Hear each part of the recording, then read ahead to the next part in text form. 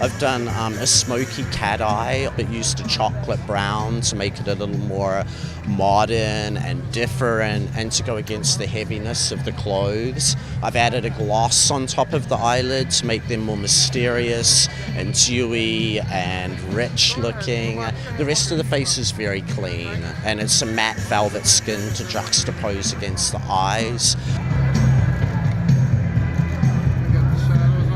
It's a look that can be achieved with just an eye pencil and blending with a small brush or your fingertips. Of course, it's exaggerated for a show situation. I've really extended it outwards, but that could be a nod to the real woman or the real girl, whether she'd like to extend her eye makeup a little bit more, make it look a little bit more cat-like, a little bit more feline.